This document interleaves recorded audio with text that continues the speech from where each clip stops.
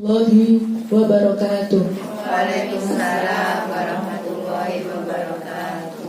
Alhamdulillah.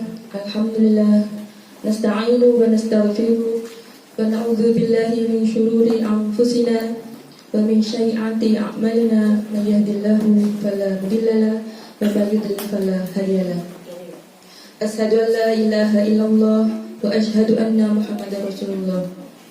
Allahumma sholli ala Muhammad wa ala alihi wa sahbihi ajma'in, amma ba'du. Pertama-tama marilah kita panjatkan puji syukur kehadirat Allah Subhanahu wa taala yang telah memberikan kita rahmat, nikmat, hidayah serta kesempatan sehingga kita bisa hadir pada majelis yang penuh berkah ini. Shalawat serta salam senantiasa tercurahkan pada junjungan kita Nabi Muhammad SAW, dan semoga kelak kita mendapat syafaatnya. Amin. Sebelum acara dimulai, perkenankan kami menyampaikan susunan acara pada pagi hari ini. Yang pertama adalah pembukaan, kedua acara inti yaitu tausiah yang akan disampaikan oleh Ustazah Siti Hasanah dengan tema Ayo menjadi ibu sesuai kehendak Allah. Kemudian ketiga adalah sesi tanya jawab. Yang keempat penutup, yaitu pembacaan doa yang dipimpin oleh Ustazah Siti. Kemudian kelima adalah pembagian door prize, dan keenam terakhir pengumuman. Baiklah, mari kita awali dengan acara pada pagi dengan pembacaan basmalah.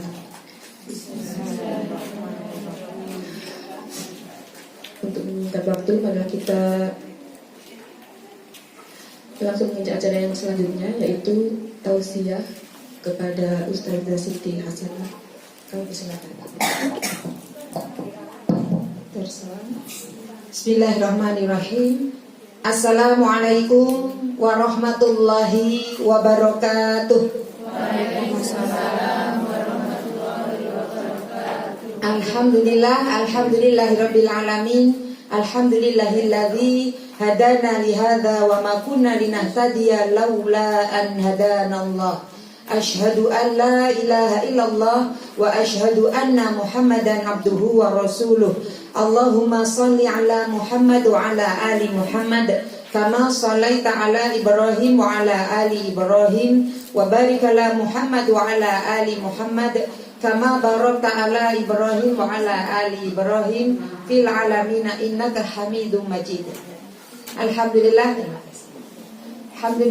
segala puji bagi Allah yang memberikan banyak sekali nikmat kepada kita, nikmat iman, nikmat Islam, dan semoga ini bisa kita pertahankan sampai kita menghadap Allah Subhanahu wa taala.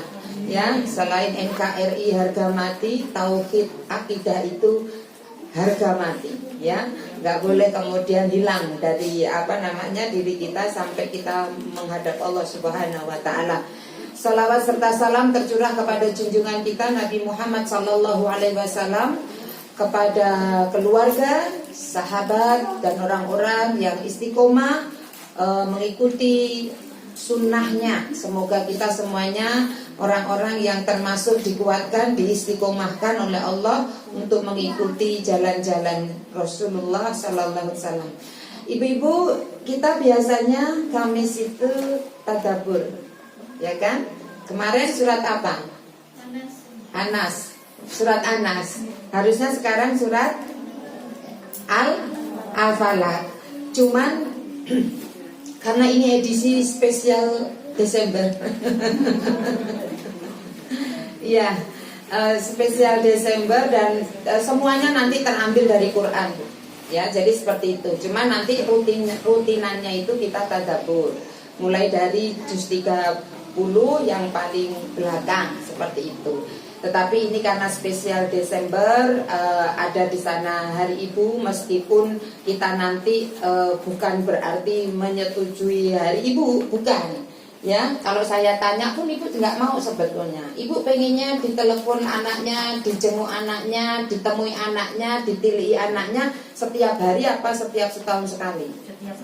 Setiap hari kan, pengennya kan? Oke. Terus kalau pengen ditransfernya setiap hari apa setiap tahun? Setiap hari. Nah, setiap hari sudah tahu saya itu karena muka-muka kita itu muka-muka ATM. Jadi makanya Islam nanti kita ini akan mengatakan hari ibu itu setiap hari, gitu loh. Jadi bukan kemudian peh gitu ya, apa itu bahasanya peh ya. Ini kita jadikan momen saja, momen untuk kembali mengingat betapa jasa orang tua kita, khususnya ibu itu luar biasa. Dan kemudian bagaimana kita sendiri introspeksi diri, apakah kita sudah menjadi ibu seperti yang Allah mau, gitu ya. Jadi ini ada dan semuanya Allah tulis di dalam Al-Quran yang menjadi pedoman hidup kita. Oke ya Bu ya, kita akan mulai. Ibu-ibu, apakah ibu-ibu merasa menyesal sudah menjadi seorang wanita? Menyesal enggak? Betul, beneran. Yakin. Kenapa kita sering dengar gini? Ini yang ngomong ini ibu-ibu apa bapak-bapak ya? Suka ngomong gini. Jadi wong wedok iki anu apa-apa kudu wong wedok. Kan sing sabar kudu wong wedok. Ngurus apa-apa wong wedok kan gitu ya. Kudu manut, kudu ngene, harus gini, harus gitu. Iku yang ngomong bapak-bapak apa ibu-ibu? Ibu-ibu ya. Kita kalau ditanya misalkan kayaknya menyesal, enggak menyesal. Tapi perilaku ucapan kita seolah-olah kayak nyesel banget jadi perempuan gitu. Ya, wong wedok kudu sing yang sabar, sing ngalahan mesti kudu wong wedok. Kudu manut kan gitu ya. Apa-apa ibu, apa-apa mama, apa-apa umi.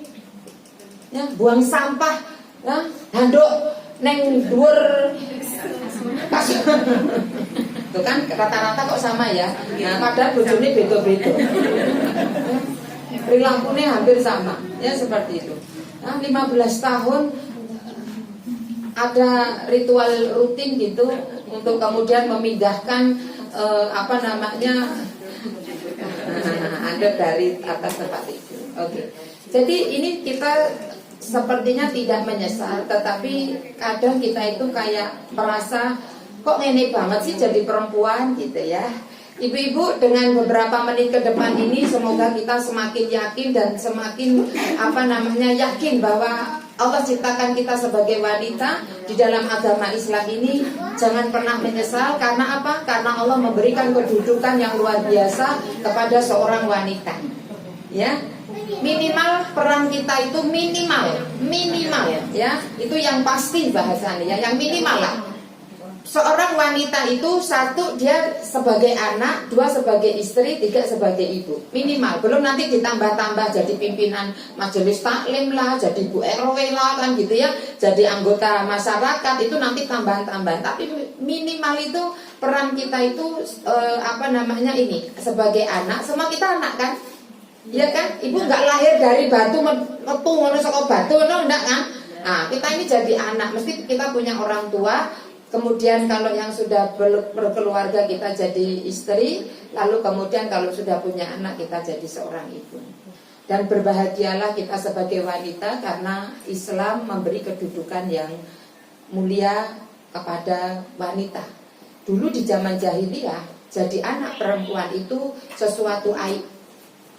Di Al-Quran itu ada, ketika mereka melahirkan, ketika mereka tahu anak yang dilahirkan istrinya itu perempuan, memerah menghitam mukanya. Karena apa? Malu.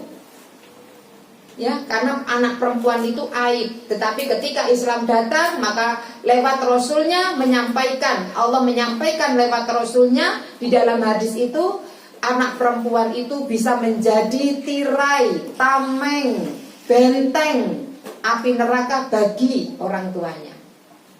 Ya, ini. Jadi anak perempuan itu jangan kemudian anak perempuan digopo, iya, aduh harap cita-cita sing oke wong wedok iki paling ya sumur, kasur, dapur kan gitu ya. Enggak. Jadi ketika kemudian Islam datang, Islam mengangkat betapa kedudukan ketika menjadi seorang anak perempuan pun Ketika orang tuanya bisa mendidik anak perempuan ini menjadi solihah, entah itu 3, 2, 1, bisa mendidik anak perempuan ini menjadi anak yang taat kepada Allah dan solihah, maka kemudian ini anak bisa menjadi tameng benteng, ya, pelindung dari neraka, dari api neraka bagi siapa? Bagi orang tuanya. Bayangkan. Kemudian yang kedua itu istri. Di dalam agama kita juga menjadi istri itu juga sesuatu banget gitu, Bu. Dimuliakan. Ya. Istri solihah, istri yang taat kepada suaminya, maka akan dikatakan silahkan masuk surga lewat pintu manapun. Ketika seorang wanita sholat 5 waktu, puasa di bulan Ramadan, dia taat kepada suaminya dan bisa menjaga kehormatan dirinya, dikatakan kepada wanita ini silahkan masuk surga lewat pintu mana yang kamu suka. Bayangkan, ya, perempuan seperti itu, istri. Dan istri solihah itu kata Rasulullah, istri solihah itu adalah sebaik-baik perhiasan dunia. Dunia itu perhiasan, dan sebaik-baik perhiasan itu adalah wanita solihah. Perbendaharaan yang paling baik bagi seorang laki-laki itu adalah wanita solihah. Itu makanya Rhoma Irama ngambil syairnya dari situ. Setiap keindahan, kan gitu kan? Pernah dengar nggak? Kalau nggak pernah dengar nggak usah diteruskan, percuma saya ngomongnya. Perhiasan dunia hanya istri solihah, perhiasan terindah. Nggak usah ngambil ceng ceng, nggak usah ya. Nah, ini sebetulnya saya ingin menyampaikan perkataan tapi ada nada. Daripada saya bilang gini, wah ini lagunya ya wis dianukan sama nada. Sebaik setiap keindahan itu adalah perhiasan. Kan nggak enak. Ada yang bernada, ya saya pilih yang bernada. Gitu loh, Bu. Jadi gitu ya. Setiap keindahan itu adalah perhiasan dunia. Sebaik-baik perhiasan wanita solihah. Aku roto ibu nggak kayak masak gitu. Tapi ketika saya setiap, wah gitu ya, ada nadanya ya. Oke. Itu istri solihah. Istri solihah itu yang kayak mana sih? Istri solihah itu yang kayak apa kata Rasulullah? Ketika dilihat, dipandang, dia menyenangkan. Ayo introspeksi diri semuanya. Ibu kalau dilihat suaminya itu kira-kira nyenang dia mau nyenak no? Ya bisa ya nyenang no bisiti kan gitu ya. Wes kayak ini jelita lolita ini iki. Ya ada nggak ibu-ibu kalau yang sudah tua-tua gini ya? Ya. Kalau masih nom-nom kayak ini anak cilik ini ya, didelok saya tersipu-sipu malu kan, didelok bojone apa sih ya? Kok ngeliatin gitu jadi salting kan gitu ya. Tapi kalau sudah tua-tua biasanya dilihatin suaminya.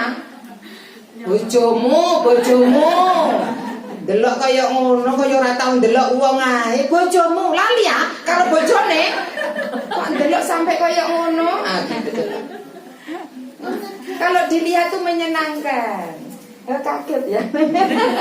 Ngomongnya banter ya Bu Siti ya. Aduh aja nih Bu Siti kalau ngomong stereo ini ya. Jadi kayak gitu. Kalau dilihat menyenangkan. Jadi jangan sampai penglihatan suami itu terganggu gitu loh Bu. Ya. Rambut tabut-tabutan. Kan gitu ya. Senengane nganggo baju kebesaran. Daster kan gitu ya. Wis ngono yen daster enek sing regane 200 ya enek. Apik kok, Bu. Ora iki wis daster tipis, aliran ISIS kan gitu ya. ISIS kono, ISIS kene, bolong-bolong lah, Bu. Ngono ya saya dinggo wae. Saking anyele bojone iki tak golap iki kok ya. Coba. Itu artinya kalau dipandang tuh harus menyenangkan.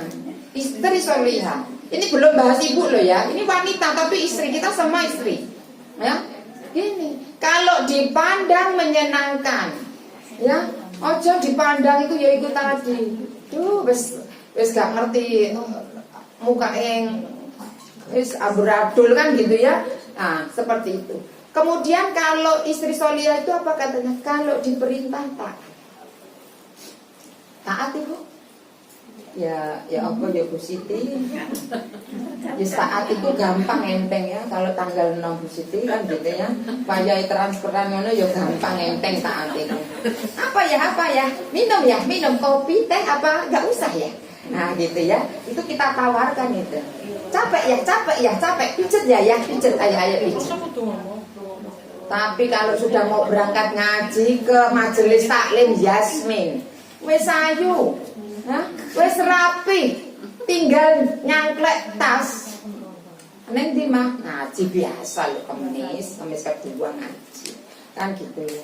Gawe aku sambel, kalau mak kok gak enak. Alah, sambel. Iki lo gak ngerti tapi sayang ini, mambu sambel, mambu terasi kingkung piye, arek ngaji. Wes engko sik mulai saka ngaji, tiwas kaliren iku bapak ya. Ya, jadi kadang kita itu kalau diperintah itu koyo ene aya alasan. Ya, iya enggak Bu? Enggak ya? Kayak abot banget ya Bu ya. Apane yen wis tua-tua gini iki ya, yang dikanalah Pak saja nganeh-nganeh. Ya kan gitu ya. Disenggol ngono iku ya apa? Aneh-aneh. Wis tuwa kadang wis. Gitu ya, jadi seperti itu. Jadi ini terus bisa menjaga kehormatan dirinya, bisa menjaga harta suaminya, kehormatan dirinya saat suaminya pergi. Nah itu istri solihah itu. Oke, ini kedudukan yang luar biasa diberikan oleh Islam. Allah dan Rasulnya menyampaikan bahwa seorang istri itu punya kedudukan yang luar biasa. Juga kita pernah mendengar riwayat ya Bu ya, riwayat bagaimana kemudian ketika ada seorang perempuan ketika ibunya sakit, pernah dengar enggak? Ya, jadi ketika suaminya mau pergi bilang, istriku pokoknya nggak boleh keluar kemana-mana sampai aku pulang, pokoknya nggak boleh ke yang jauh-jauh, nggak boleh sampai aku pulang. Ternyata ada kabar, ada utusan dari keluarganya bahwa ibunya sakit. Dari mulai sakit keras sampai meninggal, ibu ini didatangi dan seorang wanita ini mengatakan, mohon maaf saya tidak bisa menjenguk ibuku karena suamiku melarang untuk keluar, suamiku belum pulang. Bayangkan. Ini kalau kita jadi tanggane juga ngono. Aduh, wong wedok kok ya ngono ya. Aduh, kan gitu ya. Ibu sakit sampai sakit keras sampai meninggal nggak mau datang. Paling kita yang ngono ngerasan-rasani ya dia. Iya enggak? Ancene wajar-wajar rasan-rasan ini ya. Barang kemudian ditanyakan kepada Nabi, wahai Nabi, ini ada perempuan gini loh, ibunya sakit. Dikasih tahu suruh datang, katanya nggak boleh nggak datang karena suaminya ngelarang. Sakit keras ibunya nggak datang, sampai ibunya meninggal untuk terakhir kalinya juga nggak mau datang. Bagaimana ini ya Rasulullah? Perempuan ini kayak mana ini? Istri apa ini kayak gini nih? Nabi kemudian mengatakan, dosa ibu yang meninggal itu diampuni karena dia memiliki anak yang solihah, yang taat kepada suaminya. Iya. Makanya aja sering gosip dhisik ngono lho Bu. Kan gak ngerti perkorone kan gitu ya. Ini senengane langsung cuci cuwat kan gitu ya. Ya, langsung curcol kan gitu ya. Nah, seperti itu. Nah, maka ini lihat seorang istri diberi kedudukan yang luar biasa. Sekarang ibu. Kita harus tahu bagaimana agar kemudian kita kembali memberikan sebuah penghormatan kepada ibu kita, ya. Ada seorang sahabat bertanya, wahai Rasulullah, siapa di antara manusia yang aku harus beri penghormatan lebih? Rasulullah bilang apa Bu? Ummuka, ya kan? Siapa lagi ya Rasulullah? Ummuka. Siapa lagi ya Rasulullah? Ummuka. Lalu siapa ya Rasulullah? Abuka. Ibumu, ayahmu. Seperti itu. Nah ini kalau suami dengar dari Ustadz ini, le, tadi bapak dengar loh, Ustadz ngomong gini loh. Siapa yang harus diberi pengaruh? Ibumu. Ibu epirole telu ya, bapak epirole siji. Berarti kurang loro ya. Maka alihkan saja pembicaraannya karena itu ada modus tersembunyi ya. Engko kita sudah tahu, nanti kasih tahu. Engko nyaut kita ya. Ibumu, umuka yang pertama itu yang telah mengandungmu. Yang telah mengandungmu. Umuka yang kedua itu yang telah melahirkanmu. Umuka yang ketiga itu yang telah menyusuimu. Tiga ini nggak bisa dikonversi ke laki-laki, Bu. Bisa enggak? Adakah asa air susu ayah? Nah, ASI adanya. Ada orang laki-laki yang melahirkan? Nggak ada. Kalaupun ada pernah itu dibuat hamil apa, nggak tahu lah itu. Ya jadi seperti itu sudah menyalahi kodrat. Ya, semuanya itu karena Allah titipkan rahim itu pada seorang wanita. Laki-laki itu normal itu tidak ada rahim. Jadi tiga ini ibumu baru ayahmu 3:1. Betapa seorang ibu itu di dalam agama kita itu sangat dimuliakan, diberi kedudukan yang sangat tinggi. Maka kemudian ketika kemudian mengandung itu di dalam surat Luqman ayat 14 Allah perintahkan wa wasainal insana biwalidayhi hamalathu ummuhu wahnan ala wahnin. Allah menyampaikan dan kami perintahkan kepada manusia untuk kemudian berbuat baik, berbakti kepada kedua orang tuanya, ditambah secara khusus ibunya. Walidain itu kedua orang tuanya, artinya ibu dan bapak. Tapi kemudian secara khusus Allah menyampaikan hamalathu ummuhu wahnan ala wahnin. Ibumu telah mengandungmu dalam keadaan lemah di atas kelemahan. Lemah bertambah lemah. Makanya ibumu ya, buat ummu, nah itu yang mengandung seperti itu. Maka kemudian ini kita harus menyadari bahwa kenapa seorang ibu itu harus diberi penghormatan 3:1 dibandingkan ayah, karena yang pertama telah mengandungnya. Hamalah itu membawa, tapi membawa yang tidak bisa diselehno, tidak bisa diletakkan. Ya, ibu dulu waktu hamil diletakkan kan.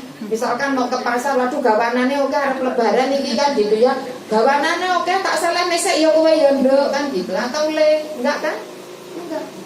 Ini mama ini kayaknya habis hamil ini kayak tambah bedah nih, langsung nih badannya. Arep aerobik sih, ya. Arep apa namanya? Apa sih gitu ya. Terus ditaruh dulu gitu ya. Soalnya yang kalau nggak ditaruh aerobik kan gugur kan gitu ya. Nggak bisa. Ya, seperti ya, aduh tempurung tambah meneh kaya kapal ya, kaya timbangan kan gitu ya. Mulumah ya besesok kan gitu. Ketimpa apa namanya hamilnya itu. Nah, kemudian umuka yang kedua itu yang telah melahirkan. Ibu itu ketika melahirkan bertarung nyawa, hidup dan mati. Benar enggak? Rasane iku ngisor karo dhuwurku kayak dituwarik gitu. Apalagi ketika ketika kontraksi. Sudah pernah merasakan semua? Nah, jadi ini seperti itu kan, bertarung nyawa kan. Kata pokoknya babah wis arep disowek ngisore karena enggak cukup, karena sempit gunting sret enggak masalah. Ojo dirusak, ojo enggak gitu. Yang penting anaknya metu. Enggak bisa ini Bu, harus kemudian sesar. Kita langsung sesar ini, wis disowek ya ora apa-apa. Ibunya itu bertarung nyawa antara hidup dan mati. Makanya ketika ada orang yang bertanya, laki-laki dari Yaman menggendong ibunya dari Yaman ke Mekah. Gendong Bu, gendong orang laki-laki dari Yaman ke Mekah itu jauh, puluhan mungkin ratusan, nggak tahu ya, puluhan, tapi yang jelas itu puluhan kilometer. menggendong ketika membawa tawaf, ketemu 2 kali putaran, ketemu Abdullah bin Umar. Wahai sahabat Abdullah bin Umar, aku ini adalah tunggangan terbaik bagi ibuku. Aku gendong ibuku dan aku buat nyaman ibuku. Aku adalah tunggangan terbaik ibuku. Apakah aku sudah membalas jasa ibuku? Lah, tidak. Bahkan kau belum bisa membalas satu tarikan nafasnya saat dia melahirkan. Jadi tidak bisa. Ya. Ini makanya kemudian kenapa kemudian ibu lu umuka yang kedua, umuka yang ketiga itu yang telah menyusui. Ibu seharusnya yang kewajiban memberi makan seorang istri dan anaknya itu suami. Di dalam surat Al-Baqarah 233 itu suami, Bu. Jadi kalau kita mau menyusui itu kayak apa ya? Perintah yang tidak wajib. Hendaklah, coba dilihat kalau yang bawa Al-Qur'an di surat Al-Baqarah 233. Di sana Allah sampaikan begini. Dan ibu-ibu hendaklah menyusui. Nah, hendaklah itu kata sebagian ulama mengatakan ini bukan kewajiban. Kalau kamu mau gitu loh, hendaklah itu anjuran saja, ya. Dan ibu-ibu hendaklah menyusui anak-anaknya selama 2 tahun penuh bagi yang ingin menyusui secara sempurna. Dan kewajiban ayah menanggung nafkah dan pakaian mereka dengan cara yang patut. Seseorang tidak dibebani lebih dari kesanggupannya. Janganlah seorang ibu itu menderita karena anaknya, dan janganlah pula seorang ayah itu menderita karena anaknya. Nah ini, jadi kewajiban itu kewajiban bagi ayah untuk kemudian menafkahi makanannya. Jadi kalau bahasanya gitu, Bu, dibayar gitu loh. Jadi ada seorang ustazah itu menghitung, Bu, dikonversi dengan susu etawa asli. Seliternya itu 150.000. Kalau 2 tahun itu habisnya itu 2 M. Tetap lebih bagus ASI kan daripada susu etawa. Tapi itu sudah yang istilahnya bagus lah gitu. Nah itu seorang ibu itu ketika hendaklah menyusui anak-anaknya selama 2 tahun penuh, ini bukan kewajiban tetapi kalau dia mau gitu. Jadi kalau hendak pun nggak dosa gitu. Tetapi disinilah letak sedekah kita, Bu. Bayangkan kalau anaknya 5, 10 M kita sudah bersedekah. Ya, jadi ada seorang ustazah itu yang mengatakan gini, Bi, mana Bi? 8 M, Bi, 8 M. Emang kenapa? Anak kita 4, 2 tahun semua loh, Umi nyusui. Itu kalau dikonversi ke susu etawa, kambing etawa, itu 8 M, Bi. Sini Bi, 8 M. Mik, lihat malaikat sibuk apa? Nyatet, ngapus amalan Umi katanya. Karena minta dibalikkan kan gitulah.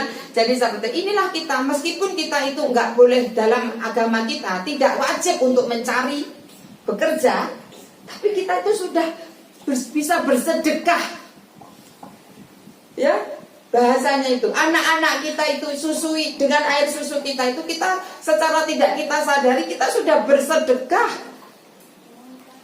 Ya, kalau makan, pakaian di dalam keluarga, istri dan anak itu kewajiban suami. Tapi kalau kemudian istri itu membantu, maka itu dihitung sedekah. Ya enggak? Itu disedekah. Tapi kalau suami nggak ngasih makan, nggak ngasih pakaian, nggak ngasih kebutuhan anak dan istrinya, dia dosa. Kalau perempuan, misalkan kita ini punya dapat warisan banyak gitu ya Bu ya. Terus kemudian dapat suami yang pas-pasan gitu ya, pas-pasan secara ekonomi. Ya maunya sih kita kan dapatnya 3T kan. Apa Bu ingat 3T? Ini Bu Siti nggak usah tanya sama kita ini ya model orang yang ingatnya susah ingat, gampang lupa. 3T itu kita mah pengennya ya, idealnya pengennya dapat 3T, takwa, tampan, tajir. Gitu kan. Tiba itu sing 3T juga, tapi sing liyane tua, temperamen, tremor kan gitu. Enggak ya Bu ya. Oke, jadi seperti itu. Maka kemudian ketika kita menyusui anak kita, ini sesuatu luar biasa. Maka untuk yang ini batas nih, sebelum saya nyampaikan tentang bagaimana kita menjadi ibu-ibu yang dikehendaki seperti yang Allah mau, maka kemudian ini batasnya ini kita harus mengingat jasa orang tua kita, khususnya ibu. Kaulah ibuku, cinta kasihku, terima kasihku takkan pernah terhenti. Kau bagai matahari yang selalu bersinar, sinari hidupku dengan kehangatanmu. Pengorbanan ibu itu tiada henti. Jadi silahkan mengingat kembali. Kalau lama nggak telepon, kalau ibunya jauh, nanti pulang dari sini telepon, ya. Mulai kemudian kita bangun kembali, sering-sering ditelepon, sering-sering ditransfer. Saya tanya ibu-ibu tadi, senang ditransfer bendina apa setiap tahun? Katanya tadi jawabannya bendina ya Bu ya. Nah, kalau masih punya ibu, ya nggak bendina pun misalkan sebulan sekali kah, gitu. Transfer. Bahagiakan. Kalau kita pengen dibahagiakan oleh Allah, bahagiakan orang tua. Kalau kita pengen dimuliakan oleh Allah, muliakan orang tua kita. Kalau kita belum bisa membahagiakan orang tua kita, jangan bikin mereka menangis. Jangan bikin mereka sedih. Kalau punya masalah-masalah yang menyedihkan, yang menyusahkan, jangan curhatnya sama orang tua. Orang tua kita itu sudah capek urusin kita, Bu. Jangan ditambah dengan masalah kita. Karena seorang ibu itu, apalagi khususnya seorang ibu, kalau anaknya punya masalah, dia lebih susah daripada anaknya itu. Anaknya masih bisa healing itu, punya masalah healing, diceritakan kepada ibunya sing mikir ya apa iki anakku. Anaknya senang-senang healing, ya seperti itu. Ibunya yang susah. Jadi kalau ada masalah-masalah persoalan kehidupan yang itu susah, yang menyedihkan, tidak usah cerita sama orang tua kita. Orang tua kita udah capek, ya jangan dibebani lagi dengan hal-hal yang menyusahkan. Ya, selesaikan sendiri atau kemudian tanya kepada orang yang kita anggap bisa memberikan solusi. Orang tua itu tempat cerita yang enak-enak saja, yang menyenangkan. Mah alhamdulillah mah aku dapat diterima di sini. Mah alhamdulillah mah ini. Mah alhamdulillah mah cucunya sudah hafal Quran 30 juz. Alhamdulillah mah suami naik jabatan. Alhamdulillah mah kita sudah bisa beli rumah lagi satu. Gitu seneng wis. Ya, kita mah enggak. Wayang duwe kali, tapi ketika kedua masalah ceritanya ke orang tua. Tambah susah orang tua. Ya, maka kemudian kita harus kalau yang sudah meninggal doakan, yang masih hidup doakan juga hidupnya berkah, usianya barokah. Kalau yang sudah meninggal doakan juga diampuni dosanya, dilapangkan kuburnya, dikasih rahmat. Yang hidup juga semoga dikasih rahmat. Kemudian kalau yang masih hidup ditransfer itu, sering kirim-kirim sesuatu, ya ditengok-tengok gitu. Kalau yang jauh ditelepon, kalau yang sudah meninggal transfer pahala lewat sedekah atas nama orang tua kita. Kalau yang sudah meninggal, teruskan kebaikan-kebaikan yang pernah dinasihatkan kepada kita, teruskan, karena itu akan menjadi otomatis pahala yang akan terus mengalir kepada orang tua kita. Atau kemudian teruskan kebaikan-kebaikan yang telah orang tua kita jalankan. Misalkan orang tuaku dulu setiap hari Jumat mesti berbagi, Jumat berbagi misalkan, teruskan itu, dan ini akan menjadi pahala otomatis. Ketika lihat ibuku itu membangun sebuah majelis taklim, ketika ibunya sudah meninggal, teruskan, karena itu akan menjadi pahala yang akan terus berlanjut. Ibu itu setiap hari Senin mengasih bukaan di musola itu, di masjid itu, teruskan, karena itu akan menjadi aliran pahala. Seperti itu ya. Jadi yang itu kemudian tidak hanya setahun sekali itu kan protesnya para ibu yang bukan agama Islam, Bu, orang di luar sana. Mereka kalau sudah punya anak dewasa, anak-anaknya itu dengan urusannya sendiri, sehingga sampai melupakan ibunya. Sehingga protes para ibu itu kepada pemerintah untuk diadakan hari ibu, supaya minimal setahun sekali mereka ingat sama ibunya. Kalau kita orang Islam tidak seperti itu. Bahkan dikatakan, siapa yang aku harus berikan penghormatan? Ibumu. Seperti itu. Kalau ada kemudian ibu kita yang usia lanjut, ada dalam perawatan kita, lihat surat Al-Isra ayat 23. Itu jadi panduannya. Ya, jangan bilang capek memang ngurusin orang tua, capek. Ya, tapi lebih capek orang tua kita ngurusin kita kayak waktu kecil. Ingat itu. Ya. Ada sebuah di uploadan dikirimi gitu ya. Seorang ayah sudah tua dengan anaknya yang sudah dewasa duduk di sebuah taman rumahnya, anaknya sedang membaca, lalu orang tua ini laki-laki bapaknya ini tanya, itu apa? Ada burung terbang, Bu. Terus kata anaknya, burung katanya gitu. Di situ burung gereja gitu kan. Terus kemudian terbang kan itu, ketika terbang tanya lagi orang tua ini, itu apa? Burung ayah, burung. Ketiga kalinya ayah itu tanya lagi, itu apa? Anaknya emosi, berdiri, banting bukunya, ayah itu, ini burung. Ayahnya bilang, stop, gak usah marah-marah. Ayahnya masuk ke dalam rumah, membawa sebuah buku, lalu dibacakan buku itu, buku diari ya. Buku diari di situ dibacakan. Ketika anak laki-lakiku sudah mulai pintar bertanya, dia bertanya tentang sesuatu, itu apa ayah? Maka aku jawab dengan penuh cinta dan kasih sayang. 30 kali dia bertanya tentang sesuatu yang sama. Setiap dia bertanya tentang hal yang sama itu, aku peluk dan aku katakan dengan penuh kasih, itu sesuatu itu ya, burung gitu. Dulu itu juga gitu. 30 kali. Maka diingatkan kembali itu bahwa ini baru 3 kali sudah nggak sabar. Ya, jangan katakan kata di surat Al-Isra ayat 23 itu, kalau dia dalam perawatanmu maka jangan kamu berkata kasar, jangan bentak, ucapkanlah dengan ucapan qaulan karima, dengan ucapan yang memuliakan. Ini, oke. Kita semua punya ibu, insya Allah, kan? Oke. Ini yang pertama satu sisi. Sekarang satu sisi yang lainnya, kita ini seorang ibu. Oke, kita akan lihat tuh. Sudahkah kita menjadi ibu? Sudahkah kita menjadi ummun seperti yang Allah mau? Kita lihat.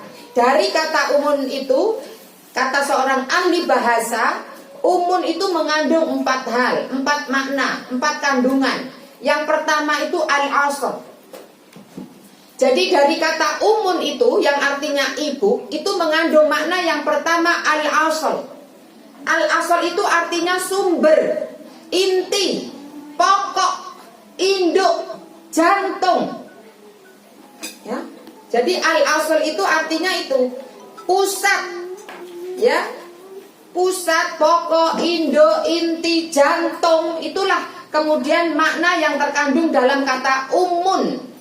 Makanya Al-Fatihah itu disebut sebagai ummul kitab, karena menjadi pokok inti dari kitab itu. Ya. Isi Quran itu intinya, pokoknya itu ada di Al-Fatihah. Maka disebutnya sebagai ummul kitab, ibunya kitab. Nah, ibu ummun itu ada maksudnya pokok inti. Nah, kalau sumber itu maksudnya gimana, Bu Siti? Seorang ummun itu adalah seorang ibu itu punya fungsi reproduksi, di mana rahim ibu itu sebagai sumber kelahiran manusia. Benar nggak? Jadi manusia yang ada sekarang itu sumbernya itu dari rahim ibu. Inilah menjadi sumber seorang ibu itu. Jadi sebagai fungsi reproduksi, ya. Di dalam surat Al-An'am ayat 92, Mekah itu disebut Ummul Qura.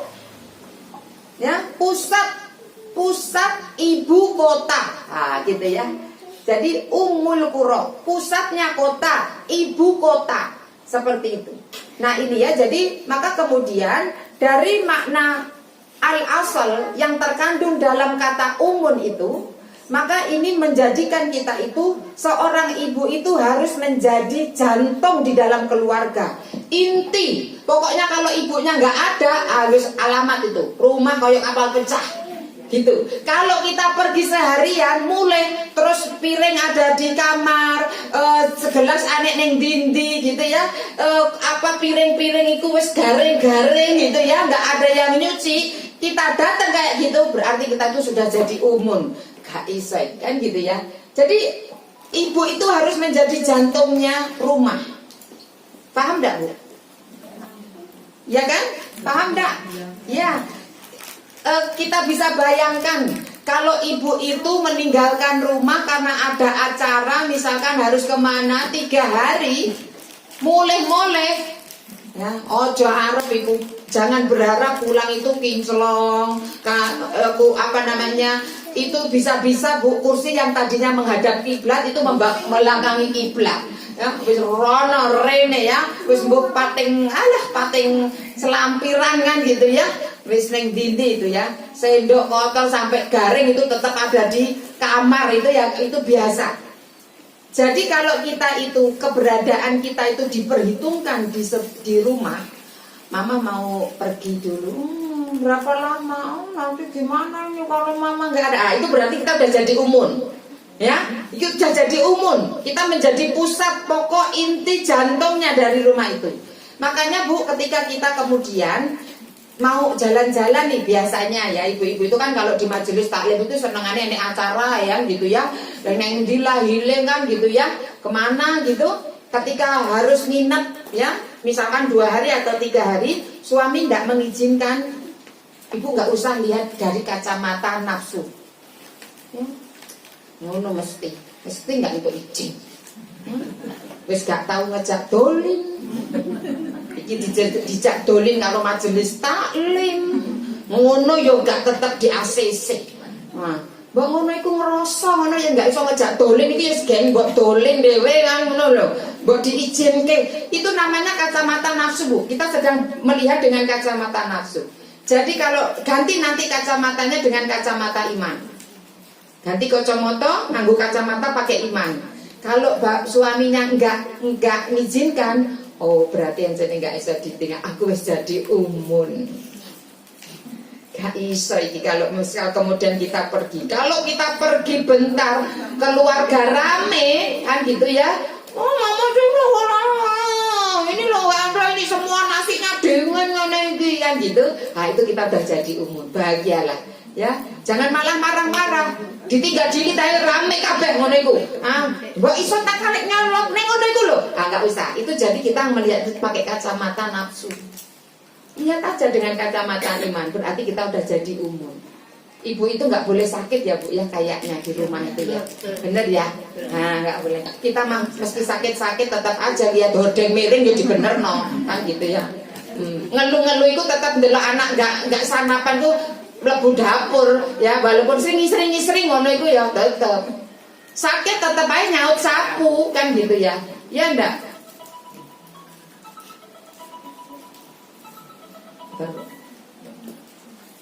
Jadi tetap aja kita nyaut sapu. Tapi kalau bapak yang sakit, semua tetap beres. Ya kan? Beres. Kalau ibu sakit Bu, harusnya pengeluaran itu untuk 1 bulan cukup untuk 3 hari dan seminggu tok. Aku mau sarapan ya. Tuku.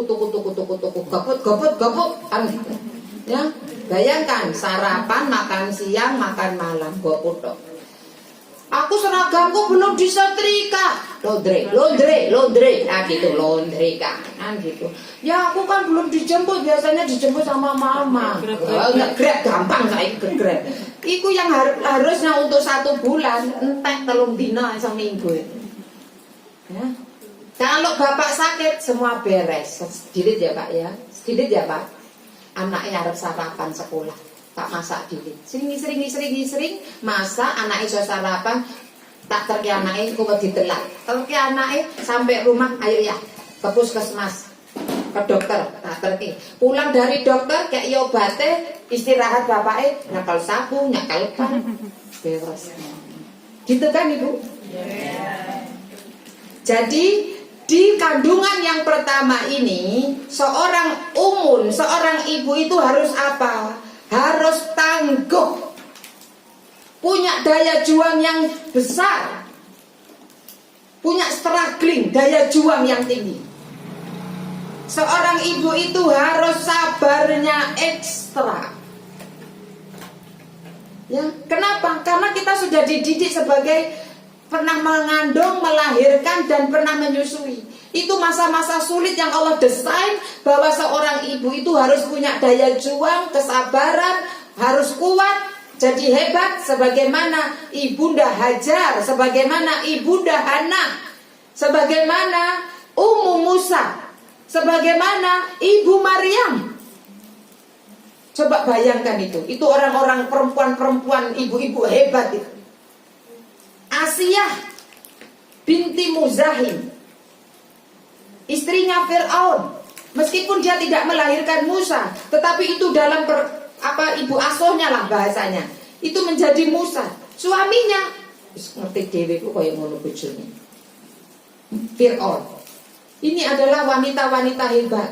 Ibunda Khadijah, Masya Allah. Jadi seorang perempuan itu harus tangguh, gak cengeng, gak cemen. Di poin pertama ini ada sebuah quotes bagus. Seorang ibu itu harus punya peran, tidak boleh baperan. Seorang ibu itu harus berperan, bukan baperan. Ya. Nah, untuk status hari ini bisa juga. Ya, jadi jangan kemudian kita ini cengeng kan gitu ya, anaknya pulang jatuh kemudian lututnya berdarah. Oh ya Allah, sakit ya lele, sakit lah ya Allah. Panas gak kamu? Gak usah sekolah saya, gak usah sekolah ini ngomong hai. Tadi apa anaknya? Gen Z anak sekarang kayak gitu. Tangguh. Seorang ibu itu harus mencontohkan ketangguhan, karena kita pernah melalui masa-masa yang sulit itu. Ya enggak? Kalau malam-malam bayinya nangis, siapa yang bangun duluan, Bu? Ibu. Masa bapak tapi bapak buka ibu anakmu nangis. Bapak itu mana? Tetap aja sing lelekan ibu. Udah biasa itu, Bu. Kurang tidur biasa udah. Jadi kita itu harus dilihat anak-anak kita sebagai wanita yang tangguh, yang kuat. Jangan ajarkan anak-anak kita itu cemen. Anak sekarang ini karena makanannya instan-instan, semuanya pengen instan. Kalau nggak dikasih langsung kayak putus asa, langsung kayak kemudian nggak doyo gitu. Ya seperti itu. Apa sedikit ada masalah sedikit langsung lemprok. Ibu harus ngajarkan itu, karena ibu ini dilihat, apa-apanya itu dilihat. Nah, fungsi yang pertama atau kemudian al-asl ini menunjukkan bahwa seorang ibu itu harus berperan, bukan yang baperan. Ya, harus tangguh, harus kuat, hebat. Ini seorang ibu. Ya. Ibunda Hajar itu lo lihatan Bu, Ibunda Hajar. Ya, LDRan sama suaminya. Jauh. Ditinggali anak. Bayi satu Ismail di lembah Bakah, yang itu nggak ada air, nggak ada sampai ranting-ranting itu garing gitu. Di sana yang nggak enek mall, ya, nggak ada Indomaret, Alfamart, nggak ono, nggak ada Basmalamat, Family Mart juga nggak ono. Tetapi coba bayangkan, lihat itu ketangguhan Ibunda Hajar. Ya, nggak ngelokro. Ya apa kia, Pak sampean niku ninggali kan gitu kan. Kalau kita paling gitu, makanya kita ini wajah-wajah yang nggak pantas memang jadi istrinya Nabi. Ngeluh tok enake. Ya, di dalam surat Al-Ma'arij itu kan Allah mengatakan bahwa manusia itu diciptakan dalam kondisi yang suka berkeluh kesah. Ya kan? Wong dikek hujan ae Udan mana? Jemuran urung garing wis udan. Esuk-esuk lagi dikek hujan banyu Bu, wis gak teko ning pengajian. Ya apa nek dikek hujan dhuwit ngono iku, sibuk nadai dhuwit ning omah ya, genteng-genteng dicopoti ben mlebu ning omah. Lagi udan banyu ae wis gak mau ngaji, gak mau ke masjid.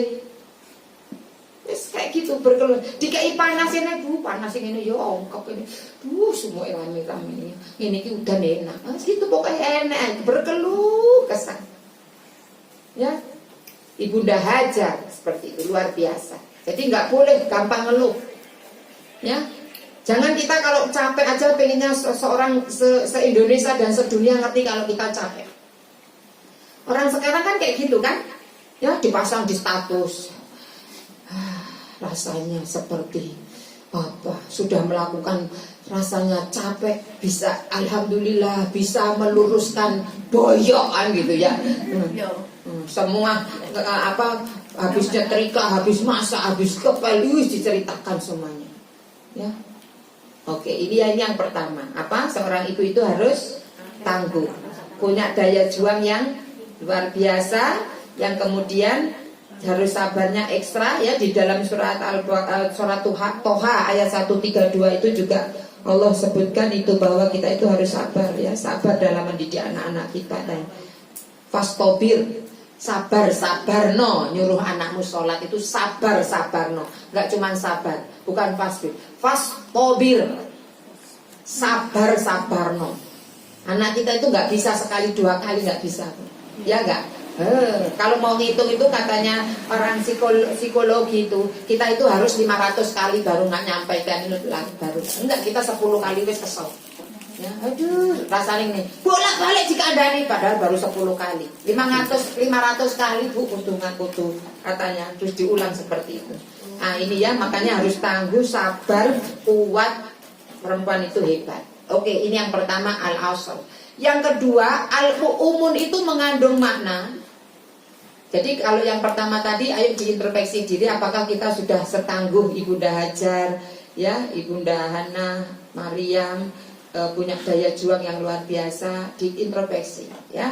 Kemudian yang kedua al-marji itu tempat kembali. Jadi di dalam surat Al-Qari'ah itu pakai umun, fa ummuhu hawiyah. Wa amma man khaffat mawazinu fa ummuhu hawiyah. Dan adapun orang-orang yang timbangan kebaikannya itu ringan, maka tempat kembalinya itu hawiyah. Jadi umun mengandung makna al-marji, artinya tempat kembali, muara. Seorang ibu itu harusnya menjadi orang yang paling nyaman untuk dijadikan tempat kembali, paling nyaman untuk tempat bersandar. Seorang ibu itu harusnya dia harus punya fungsi memberi rasa tenang, nyaman kepada seisi rumah. Ibunda Khadijah telah menampakkan fungsi keumunannya.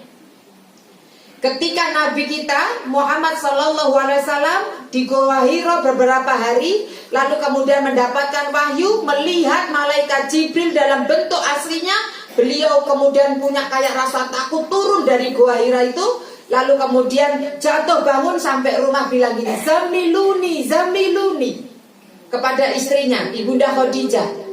Ya kan, seperti itu kan, tahu ceritanya kan?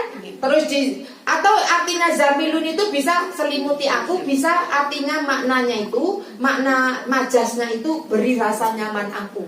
Tadi aku melihat sesuatu yang belum pernah aku lihat, takut, aku berikan rasa nyaman aku kepadaku.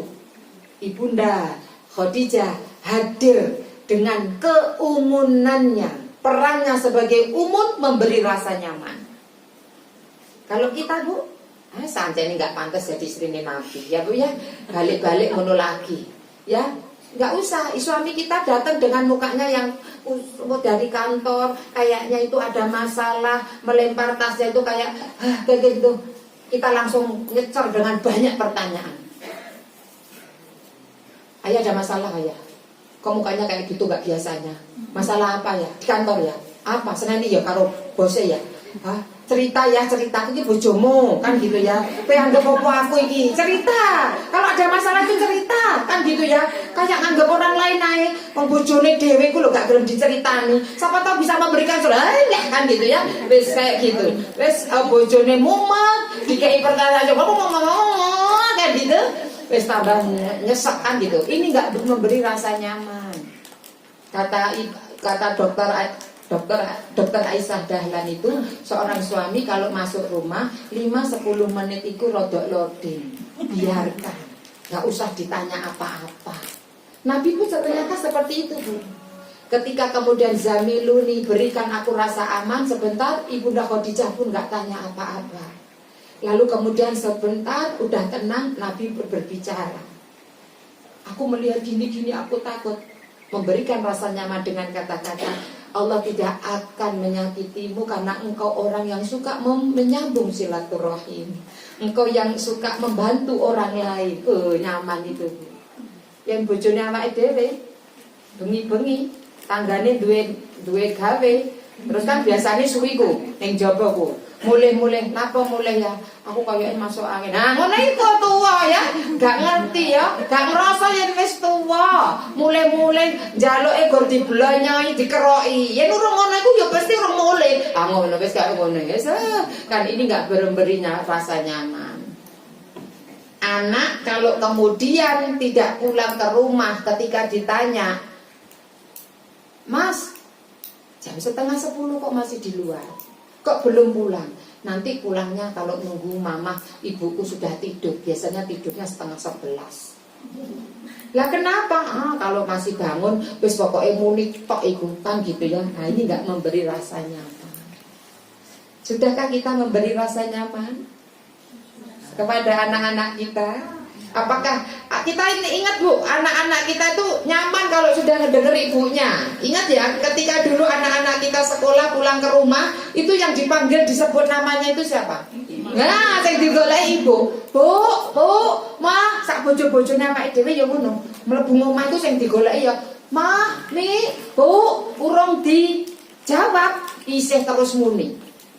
Ya enggak, Bu? Ya. Tapi kalau sudah dijawab, ya, gitu mandek enggak?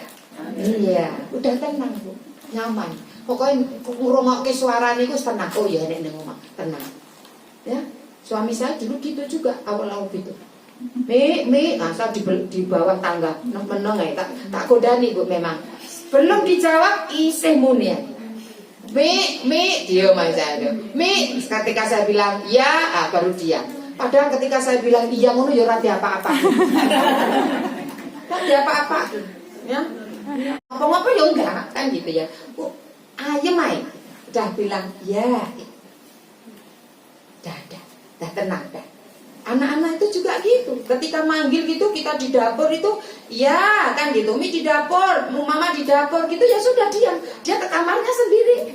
Ya, kita yang enggak didengar. Oh, mama enggak boleh borong, pokoknya mama aku enggak mau jauh-jauh dari kamu. Enggak gitu juga. Karena ibu itu memberikan rasa nyaman, tenang. Jadi kalau ibu belum bisa memberikan rasa tenang, kita belum jadi umum.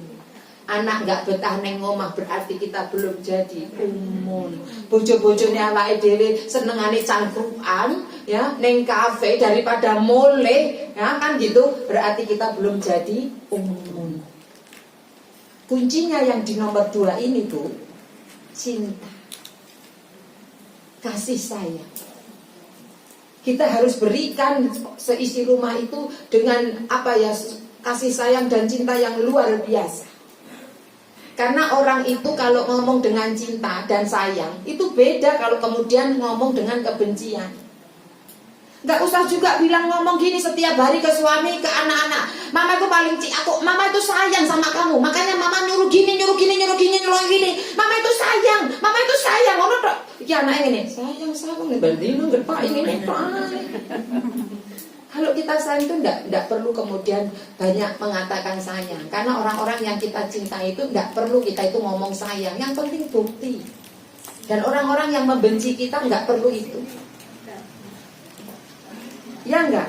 Ngomongnya sayang bendina. Itu saya dulu yang saya bilang gitu Bu. Suami bendina bilang gini sama kita. Pagi bilang I love you full. Siang bilang wo aini. Sore bilang aku tresno sampeyan jeng. Malam bilang sarangio. Tapi nggak ono buktine blas. Gak tak jika itu duit belanja. Ya. KDRT. Ya, seneng ning aku. Nah, kayaknya nggak seneng ngelihat kita itu kayak nganggur ngono enggak? Dikoni ae. Pernah punya perasaan seperti itu? Oh, sering. Berarti sudah jadi umur, Bu. Ya, jadi seperti itu. Enggak bisa ditinggal itu ya, jadi seperti itu. Nah ini. Maka apa kalau kemudian I love you, wo ini, aku tresno, ya, sarangi, kan gitu ya. Ya, I love you tapi gak anak fulus kan gitu ya. Nah, perat kan gitu ya, seperti itu bahasanya ya. Ya, nggak percaya sama itu Ibu. Makanya nggak perlu kita ngomong-ngomong bahasanya, ngomong perlu. Nggak usah sering-sering. Tetapi dibuktikan saja bahwa kita itu penuh cinta dan penuh kasih. Nabi pernah mengatakan begini Bu, tazawwaju al-wadud al-walud. Nikahilah seorang perempuan itu karena wadud penuh dengan kasih, punya cinta kasih sayang, dan walud yang subur. Ancene wong wedok iku kudu ada penuh kasih sayang. Kenapa? Karena Allah titipkan salah satu namanya Ar-Rahman. Rahman, Rahim itu dalam diri kita. Kita punya rahim itu diambil dari salah satu nama Allah. Jadi seharusnya seorang ibu itu harus banyak penuh kasih sayang dan cinta. Karena dengan cinta ini al-marji ini akan membawa seisi rumah itu kembali ke kita. Hanya kata siapa itu ya? Cinta kan membawanya. Ding ding ding ding ding ding ding ding ding ding. Kembali di sini. Kembali Bu. Tahu Ibu? Ibunya Ustadz Uje Al-Bukhari itu karena dengan rasa cinta Ustadz Uje kembali menjadi seperti terakhir yang kita tahu, seorang pendakwah. Awalnya dulu tidak seperti itu, tetapi ibunya itu balik cara mendidiknya, penuh dengan kasih, penuh dengan cinta. Pulang dalam kondisi mabuk itu ditanya, kamu sudah makan? Namanya mabuk, keluar tahu bau mulutnya itu ada alkohol. Tahu, tapi ibunya, kamu sudah makan? Geleng, mama suapi ya. Kasih rasa cinta. Ustadz Bendri Jaisur Rahman juga seperti itu. Betapa dia melihat ibunya penuh kasih. Ketika dia mau dipukul oleh bapaknya, Ustadz Bendri itu Bu, kenal Ustadz Bendri? Parenting itu ya, Ustadz Bendri itu ketika mau dipukul, ibunya langsung menghadangnya, ibunya yang kena pukul. Kena pukul, kata Ustadz Bendri. Terus kemudian nggak dikasih uang jajan, ibunya nyerintut-nyerintut ke belakang, lewat belakang. Untuk jajan, kamu nanti nggak dikasih uang, jajan. Melihat kasih sayang seorang ibu, cintanya seorang ibu itu sehingga menjadikan anak-anak itu kembali. Mungkin awalnya kasihan sama mama. Mama kayak gini udah baik. Itu menjadikan mereka itu kembali. Karena cinta dan kasih sayang itu akan menjadikan mereka itu akan kembali kepada kita. Maka harus penuh cinta kita. Mengajari, mendidik, mengasuh, menjadi istri, menjadi umun di dalam kemudian kedua di dalam rumah tangga itu harus dengan penuh cinta, bukan kemarahan. Jadi apa yang kita lakukan itu karena cinta, karena sayang, bukan karena benci. Ya, seperti itu. Seorang ibu itu kan sayangnya luar biasa kan, Bu? Ya kan? Sayang ibu sepanjang masa, sayang anak sepanjang gana. Itu anak, Bu, itu hasil kita sama suami. Istilahnya ya, melalui kita sama ini anak kita, ini anak kita. Tapi kita nggak terima, Bu, kalau anak kita itu diseneni karo bapak. Itu loh kayak nggak tahu terima. Bener nggak? Ya. Wes, nggak usah. Nggak ngerasa ki sampai aku ngelair ke dia. Gitu. Itu padahal bapak dewe, Bu, nyeneni nggak terima. Ya kan, lara hati ini kan, Bu. Iya, kita itu sakit. Kalau anak kita dimarahin oleh suami kita, padahal itu ya bapak, apalagi sama orang lain, gak terima kita. Itulah kasih sayang seorang ibu, itu luar biasa. Ya, ini makanya yang al-marji, tempat kembali sebagai muara, tempat yang nyaman, yang tempat yang tenang, enak untuk bersandar, itu adalah ibu. Ya, makanya survei membuktikan, bukan family 100 ya, bukan family 100, survei membuktikan. Ya, ini ada yang mau mensurvei bahwa yang menjadikan anak-anak itu kangen ke rumah, pulang itu adalah masakan ibunya. Jadi disurvei apa yang kemudian menjadikan seorang anak itu ingin pulang ke rumahnya, bukan karena ingin menikmati rumahnya yang besar atau kemudian rumahnya yang kecil atau yang sederhana, enggak, atau kolam renangnya yang ada di rumah, enggak, tetapi kangennya itu, kerinduannya itu karena kangen sama masakan ibunya. Jadi ini, karena apa? Karena memang ibu itu kalau memberikan dengan penuh kasih, harusnya seperti ini seorang ibu. Ya, jangan sampai anak kita itu enggak mau pulang karena kita. Suami juga gitu. Oke, ini ya, cinta supaya kita nyaman seisi rumah itu karena kita. Ya, Masya Allah. Sebentar, di nomor 2 ini boleh menjadi pelajaran bagi kita atau untuk anak kita, mantu kita yang perempuan. Anak-anak sekarang kenapa menjadi seperti ini? Gen Z itu nggak peduli, ya, kepeduliannya itu hampir sangat sudah dirampas oleh media sosial. Kepedulian mereka itu sangat-sangat kurang karena mereka itu fokus dengan media, dirampas sudah kepedulian. Saya ingat dulu waktu saya kos itu ada 2 tempat, sebelah sini sama sebelah sana. Itu kenal semua sak kos-kosan itu, 50 orang, 60 orang itu kenal tuh. Sekarang anak kos sebelahan kamar kadang sering nggak kenal. Ya. Dulu kita masak bareng, urunan bareng, ayo masak, ya apa nanti ini jadwalnya, ini kenal semuanya, sering kumpul, sering nanti pulang, kita jalan ke rumahnya asalnya salah satu temen itu yang kosan, asalnya Ngawi misalkan, kita ke sana, biasa tuh. Sekarang gak saling kenal, kepeduliannya sangat kurang. Salah satu kemudian, dan anak-anak sekarang itu sangat gampang lemah ya Bu ya, nggak punya daya juang yang tinggi, dibully langsung hara kiri, ya seperti itu, putus sama mantan hara kanan, kan gitu ya. Terus kemudian ada masalah besar huru hara, kan gitu ya. Artinya gampang stres, gampang depresi, sampai kemudian hara kiri, bunuh diri. Ya, seperti itu. Kenapa? Karena nggak punya daya juang yang tinggi. Nah, kata seorang profesor psikolog yang menyebabkan faktor salah satu penyebab kenapa anak-anak sekarang itu, salah satu ya Bu ya, nggak satu-satunya. Salah satu penyebab anak-anak sekarang itu nggak punya daya juang yang tinggi, gampang putus asa, karena banyak dilahirkan lewat sesar. Jadi kalau anaknya sesar, maka kemudian setelah kemudian lahir, maka itu harus dilatih daya juangnya. Jadi nggak boleh malah dimanja-manja gitu. Dia harus dilatih daya juangnya karena dia nggak dapat ketika lahir secara normal. Anak kalau lahir secara normal, mereka itu menyimpan memori struggling yang hebat. Kenapa? Karena ketika mau keluar sodok korono, kok gak metu ya? Sodok prene, gak metu. Kudu metu. Nah, itu dia punya daya memori, daya juang. Oh, seperti ini ya kalau berjuang itu ya. Harus terus, kan seperti itu. Nah, itu menyimpan, kata profesor psikolog ini. Ya, jadi makanya anak-anak yang lahir sesar itu kan tinggal diangkat gitu ya. Kok enggak ada daya juang, dia enggak menyimpan strugglingnya di otaknya itu.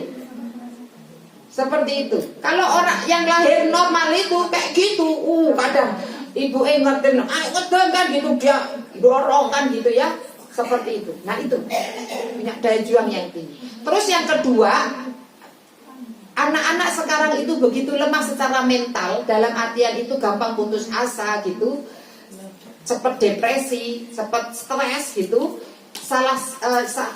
Faktor berikutnya itu cara ibu menyusui yang kurang pas. Makanya nanti ini bisa diajarkan kepada mantunya atau anak perempuannya. Jadi kalau nyusui itu kep di sini. Allah itu sudah desain, Bro. Susu nyawa kita, payudara kita itu dekat dengan sumber bau badan kita. Kelek, ketiak.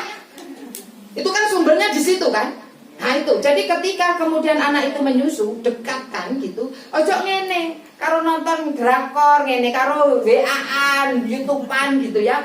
Dekatkan biar dia mencium bau kita. Karena anak itu ketika punya masalah, bayi itu masalahnya kan kalau nggak lapar, sakit, nggak nyaman gitu kan, mesti dia nangis. Kalau nangis ibunya langsung ngambil, langsung dicucui, cep kan gitu. Nah, ketika kemudian dia punya masalah kan diwujudkan dengan tangisan itu, entah masalahnya sakit, lapar, haus atau kemudian rasa tidak nyaman, ibunya ngambil langsung dicepkan itu, dia akan kemudian langsung mencium aroma bau badan ibunya. Tangan satunya, kata profesor ini, harus kemudian megang tangan anaknya. Jadi anak kita tangannya gini. Nanti tangan anak itu kalau dikasih pegang kan langsung diginikan. Nah, karena tartilnya masih bagus. Maka kemudian satu tangan itu seperti itu biar dipegang anaknya. Ini supaya membuat memori bonding bahwa ketika dia punya masalah, tadi itu anak bayi kan masalahnya kalau tidak sakit, haus atau kemudian tidak nyaman. Ketika disusui dengan cara dia mencium bau badan ibunya dan kemudian memegang jari ibunya, kulitnya itu dirasa tartilnya, maka ini akan memberi memori, menyimpan memori. Apapun masalahku nanti, kalau ada orang dengan bau badan seperti ini, dan ketika kemudian kita belai anak kita ketika punya masalah kan kadang sudah dipeluk kita kan gitu, maka itu ada di memorinya. Apapun masalahku nanti, kalau ada bau badan yang ini dan sentuhan tangan yang lembut ini, everything is okay, gak ada masalah, semuanya jadi ringan. Karena apa? Karena dia telah menyimpan memori. Kalau ada masalah, kalau ada ibu yang ngelus gitu, dia sudah tenang. Separuh dari masalahnya itu hilang. Tapi kalau kita belum bisa, anak kita peluk, kita deket malahan, apa sih gitu, gitu. Berarti kita dulu punya hutang pengasuhan. Boleh jadi nyusui karo delok India. Zamannya Pak EDW kan nonton TV Roma Irama. Ya, yang saiki drakor, anak saiki drakor. Saiki TikTokan gitu. Jadi makanya kemudian boleh jadi kita punya hutang pengasuhan, harus dibayar. Namanya hutang itu harus dibayar sebelum nanti diminta di akhirat. Yauma yafirrul mar'u min akhihi wa ummihi wa abihi wa sahibatihi wa bani. Jadi kalau kita punya penghutangan anak kok kita belai, kok dia ngene-ngene, koyo gak nyaman, berarti kita dulu belum menyimpan memori, tartil, usapan, sentuhan kita, sehingga anak itu tidak merasa nyaman dengan sentuhan kita hari ini. Maka ibu harus bayar. Setiap hari dipeluk anaknya, dielus punggungnya. Karena di situ nanti ada hormon kebahagiaan yang akan keluar ketika kita elus punggungnya itu. Dan saya punya hutang pengasuhan itu. Dulu anak saya itu ketika dibelai, didekat tuh kayak nggak mau. Tapi sekarang dia merasa nyaman. Merasa nyaman. Ya, tapi harus dibayar itu hutangnya. Meskipun anaknya sudah umur 20 tahun, kita harus lakukan. Karena kita telah hutang di waktu kecil, pengasuhan kita. Dibayar. Namanya hutang itu harus dibayar. Ini masih agak ringan katanya ahli-ahli parenting itu. Belum lagi kita kalau anak kita itu ada luka pengasuhan, itu tambah berat. Mau nggak mau kita harus melakukan menutup luka pengasuhan itu. Ya, kita ini kadang itu menjadi orang tua yang dalam tanda kutip durhaka. Inilah yang dikatakan umat. Ya, ketika ada seorang ayah itu menyampaikan unek-uneknya kepada umat, wahai khalifah, ini loh anakku ini anak durhaka ini, nggak mau nurut gitu. Janganlah kamu jadi anak durhaka gitu. Sebentar kan gitu. Kata anak itu, apa hak seorang anak? Kata Umar, diberikan ibu yang baik, diberi nama yang baik. kata anak ini diajari pendidikan yang baik, tauhidnya, kan gitu. Kata anak ini, aku tidak mendapatkan hakku itu semua.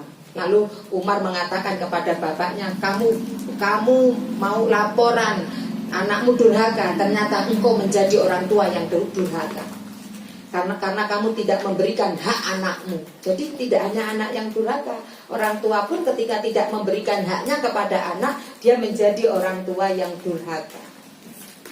Ya, jadi ini maka kemudian kalau kita punya hutang-hutang pengasuhan, dulu kita belum tahu ilmunya, kita belum bisa memberi rasa nyaman, mungkin isone gur muring-muring tok, nesu-nesu tok, jadi penuntut umum, ya, penuntut umum. Iki, kono, iki, kamu harus gini, kamu harus gitu, penuntut umum kan itu kita biasanya, maka kemudian kita harus rubah.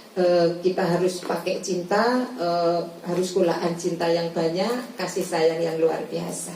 Ya ini oke. Kemudian yang ketiga, al-jamaah. Al-jamaah. Al-jamaah itu artinya berkumpul. Ya, artinya apa? Seorang ibu itu berkumpulnya sifat-sifat kebaikan.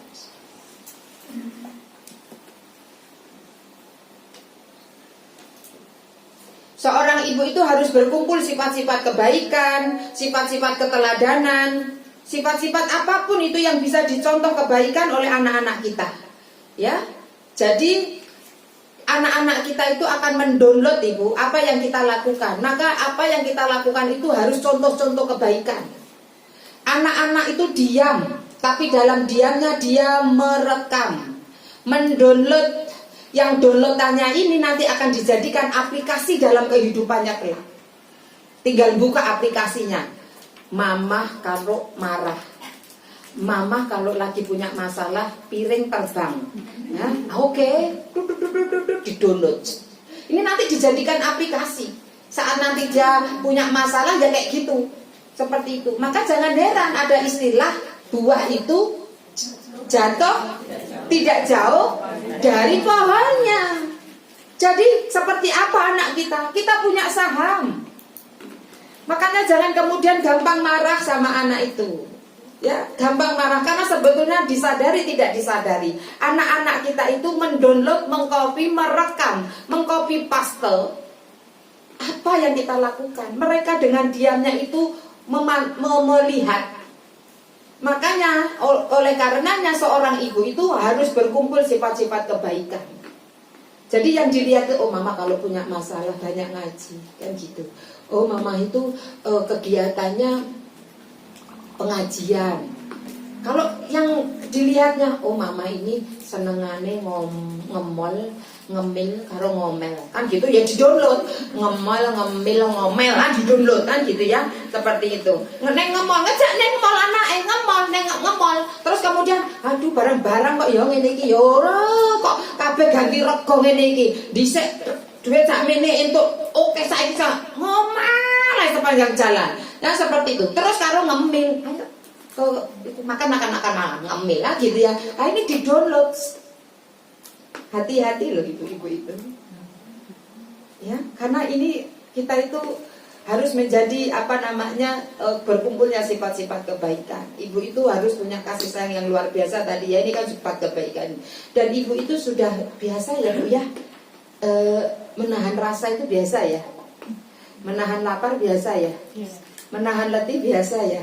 Ibu itu suka berpura-pura dan berbohong. Dalam tanda kutip. Ya kan? Kita ini sering menahan keinginan. Jane ya pengen tuku iki, tuku iku, tuku iko kan gitu. Tapi ngelihat anak ibu butuh bayar sekolah, anak ibu butuh kemudian bayar privatnya, butuh kemudian nanti sebentar lagi mau mantu, ditahan kita. Jane ya pengen kita itu kabeh itu kayak gelang, tangannya kayak gelang. Gulune yo kayak gelang, kan gitu ya. Terus kupingnya yo kayak gelang, kan gitu. Sikile yo kayak gelang, kan pengen Bu, kayak gitu. Kadang-kadang ada rasa. Atau orang lain pergi gitu, pengen sih gitu. Tapi kok gak iso gondeliana ya, lagi setahun setengah matu mana kan gitu ya. Misalkan gitu, itu biasa udah menahan rasa itu biasa. Ya enggak Bu? Untuk kotaan isine apa Bu misalkan? Ya, sate komo. Kesukaannya anak. Lama mau dimakan senengannya anakku. Enggak dimakan, dibawa pulang. Ketika ditanya, "Ma, ini punya siapa?" "Mama udah makan." "Has makan." "Udah makan, Tam?" Sering berbohong itu. Sering berpura-pura, dan itu juga yang dilakukan ibu kita dulu. Agar kita bisa makan telur, bisa makan ayamnya kalau ada riungan. Ya, dan itu dibiarkan dibawa pulang supaya bisa dimakan anak-anaknya. Seorang ibu seperti itu. Ya. Ketika kemudian mama sedih, ya enggak. Tapi kok mama menangis? Enggak, ini tadi kelilipan apa gitu. Mama capek ya? Enggak. Kenapa? Ayo cepetan ibu. Kita itu seorang ibu sering biasa sudah menahan seperti itu. Menahan bahagia, menahan pengen ini, pengen itu. Karena kita itu punya sifat-sifat kebaikan. Anak-anak biar bisa melihat betapa ibunya itu luar biasa. Ya, inilah memang seorang ibu itu harus berkumpulnya kebaikan-kebaikan, sifat-sifat kebaikan. Ya, sebagaimana Ummu Musa, Ibunda Hajar, Ibunda Khadijah, Ibunda Maryam. Masya Allah, sabarnya luar biasa itu Bu Ibunda Maryam itu. Ya, dilokno rono rene, anak sapa iku? Ya, gak nikah kok kemudian dua anak. Itu omongan luar biasa itu Bu. Netizen nyecer kok itu.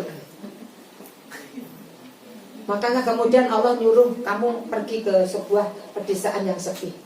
Inilah orang hamil itu nggak boleh didengarkan suara-suara yang menyakitkan, karena itu akan mempengaruhi psikologi anak. Jadi Islam itu mengajarkan Bu, bagaimana kemudian orang yang hamil itu dibebaskan dari tontonan, berita, dengar sesuatu yang menyakitkan psikisnya.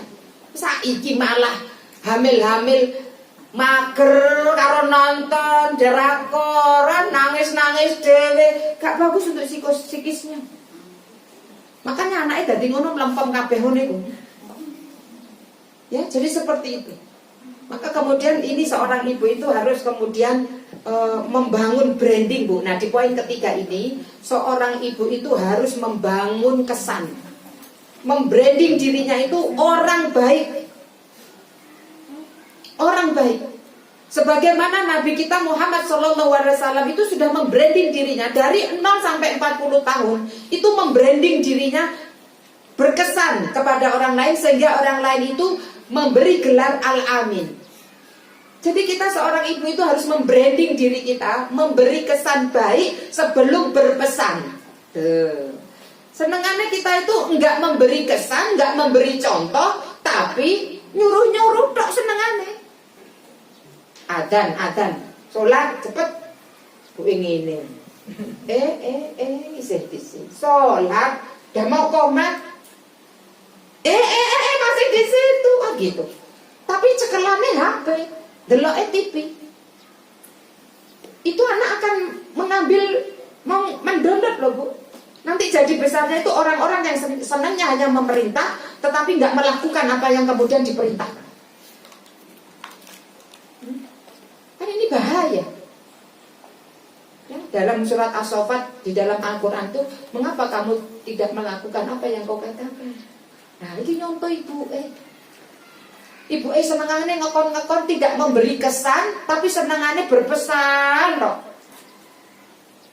Kalau ibu mau berpesan kepada anak-anak perempuan ibu yang mau menikah, terus ibu berpesan gini, pokoknya dadi wong wedok iku dadi sholihah.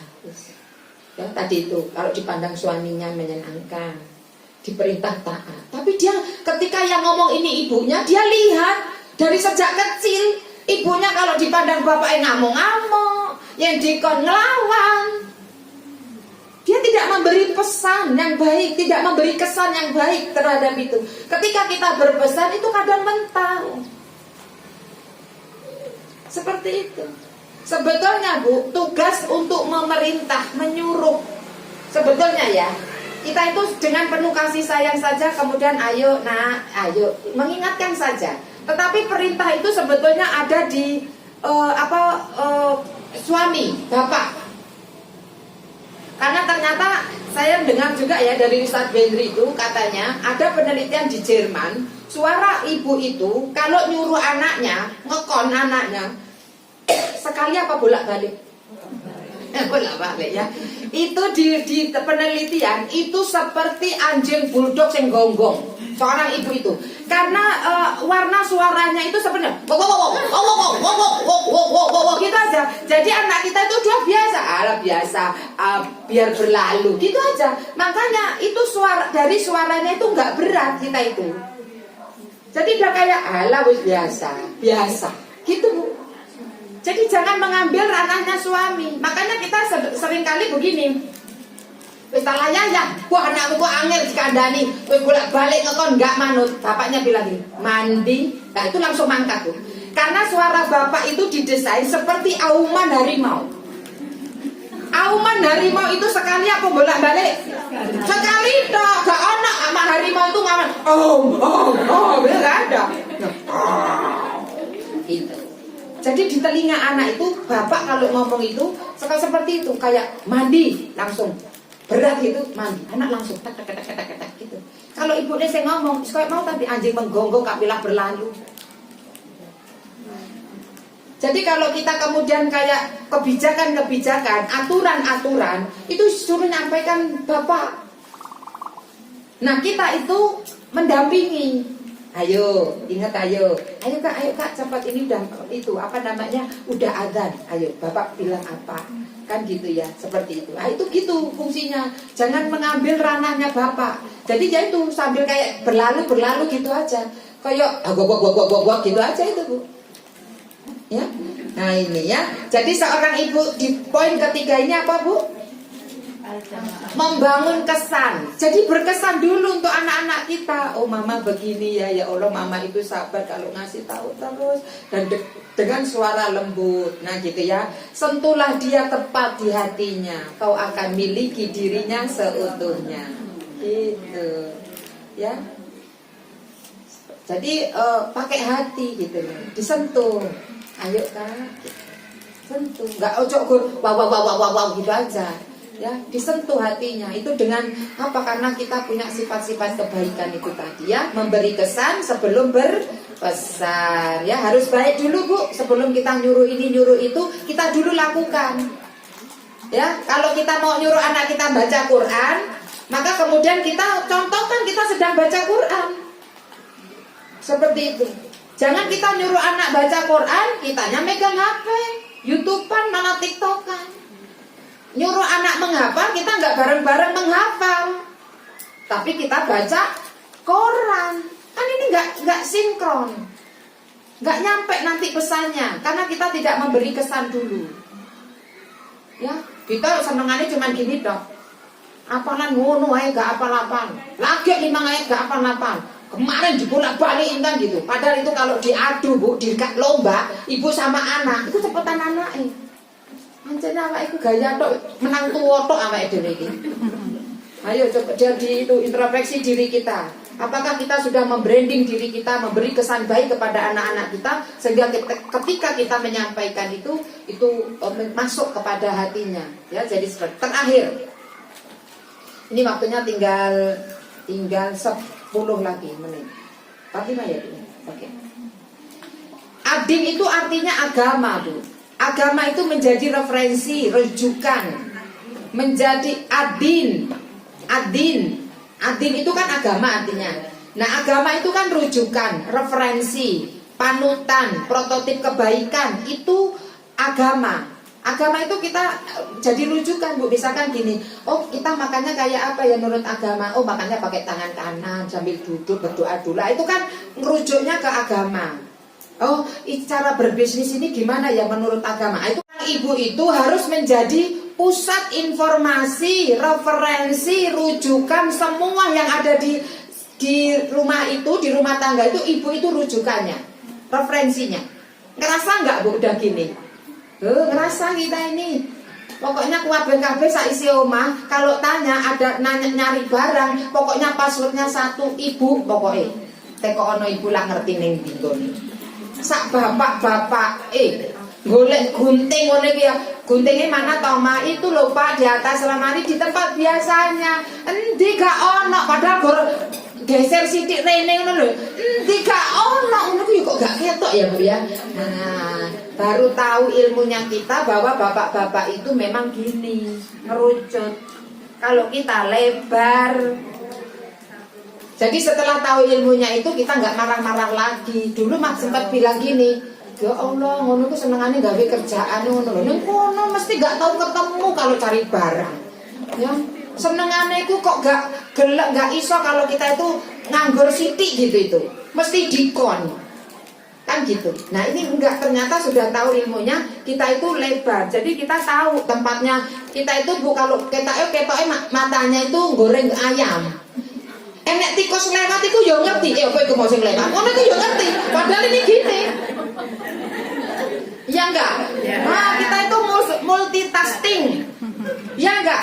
Goreng ayam karo marut karo nompo telepon sikile karo ngepel ngono ya iso. Ya, seperti itu. Tapi bapak-bapak enggak bisa, Bu. Ya, bapak-bapak enggak bisa. Nah, ini kita itu jadi sumber tanya. Anak-anak itu tanya referensi itu seolah-olah kita ini dokter.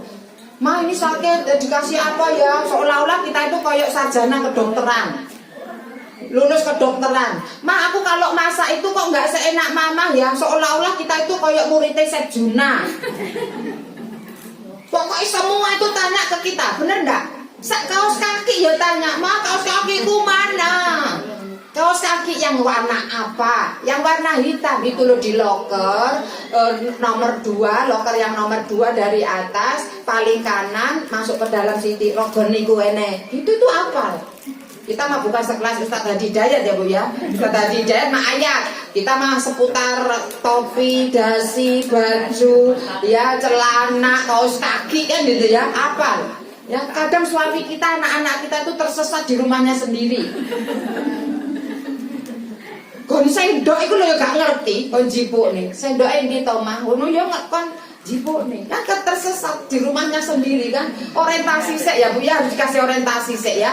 Nah, ini lho tempat itu. Kadang anak disuruh itu kan ambil piringnya. Ngono iku ya di mana ngono? Ya Allah, padahal umur 20 tahun ngono gak ngerti nggone piring kan gitu.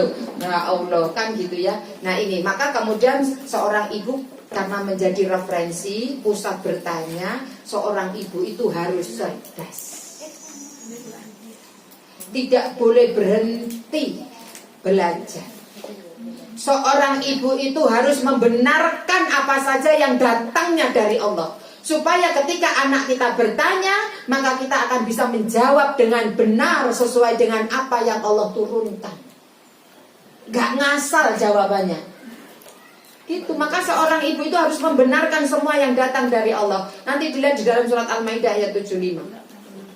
Bagaimana kemudian Ibunda Maryam Pak tidak salah atau Ibunda Hana ini yang kemudian membenarkan apa saja yang datangnya dari Allah, entah itu berupa takdir qadariyah ataupun itu hukum syariah atau kemudian hukum balasan, maka kita harus membenarkan semua yang datang dari Allah itu benar.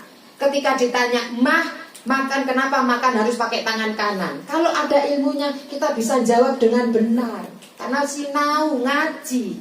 Enggak cuma kan babah yo koyo ngono. Iki tangan apik, tangan kanan itu tangan sing apik. Lah kaya tangan kiri tangan elek kenapa enggak diilangne wae sing tangan kiri? Ngono jawabannya piye, Bu? Nah, kadang sering kali kita itu karena enggak ngerti ilmunya asal jawab. Padahal kita ini referensi loh, Bu. Anak itu ngambil ilmu dari kita. Tangan kanan itu karena Allah dan Rasulnya memerintahkan kita makan dengan tangan kanan. Setan itu makan dengan tangan kiri. Supaya kemudian setan kita nggak sama kayak setan. Setan itu dibenci. Apapun yang kemudian dilakukan kita harus kemudian tidak boleh sama dengan dia. Ya, kalau kita makan sama tangan kiri itu sama kayak itu jadi bestine setan. Kalau makan pakai tangan kiri, setan itu bisa masuk lewat caranya itu, karena nggak bisa masuk kalau sesuai sunnah. Gitu. Jadi kita bisa memberi jawaban yang benar sesuai dengan apa yang Allah turunkan, Quran dan Sunnah, nggak ngasal. Kan gitu kan? Seperti itu. Nah itu udah lewat. Sudah ini saya mau tambahin, sudah kelewatan banyak. 41 deh. Belum 45 kali. Ya, jadi ini ya Bu ya, seorang ibu itu pendidik Madrasatul Ula. Makanya harus pinter, pendidik pertama bagi anak-anak kita itu seorang ibu. Jadi ibu itu harus cerdas, harus mau belajar terus, mau ngaji, ya. Bagaimana kita mau ngajarkan anak kita kalau kita nggak punya ilmu? Karena kaidahnya itu kita bisa memberi kalau punya. Bagaimana kita bisa memberi ilmu kalau kita nggak punya ilmu? Bagaimana kita ngasih uang kalau nggak punya uang? Bagaimana kita bisa membantu orang kalau kita tidak mampu untuk bisa membantu orang tersebut? Jadi kaidahnya kita harus punya kalau mau bisa memberi. Nah maka seorang ibu itu karena referensi, tempat rujukan, apa-apa tanya ibu, maka kemudian seorang ibu itu harus cerdas, harus mau belajar. Surga berada di telapak kaki ibu. Hati-hati ibu dengan apa yang kita lakukan, hati-hati dengan lisan yang kita ucapkan. Karena yang keluar dari seorang ibu itu frekuensinya tinggi Bu. Ada sebuah hadis itu yang menyampaikan bahwa doa seorang ibu itu tidak tertolak. Meskipun yang maksud itu gini, doa tidak tertolak itu adalah doanya pemimpin yang adil, kemudian orang yang terzolimi, dan orang yang berpuasa sampai dia berbuka. Tapi di riwayat lain itu doanya seorang ibu itu juga tidak tertolak. Maka kesuksesan kita hari ini bukan semata-mata kehebatan kita, tapi boleh jadi karena doa-doa ibu kita. Di tengah malam, di dalam kesendiriannya mendoakan anak cucunya, ya, mendoakan kita sukses dunia akhirat kita. Boleh jadi ketika ibu kita sedang berpuasa lalu ingat mendoakan kita.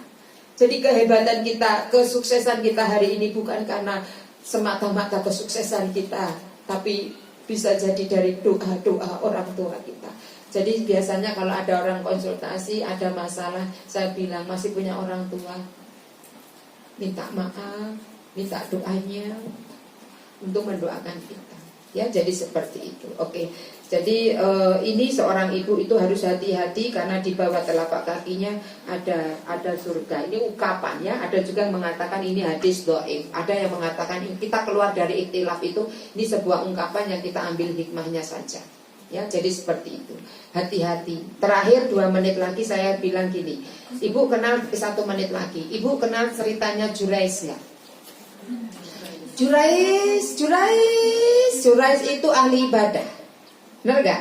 Saking dia ahli ibadah, kerjaannya cuma ibadah, sholat, dzikir, sholat sampai dia punya mihrab sendiri, tempat ibadah sendiri. Suatu hari ibunya Jurais memanggil Jurais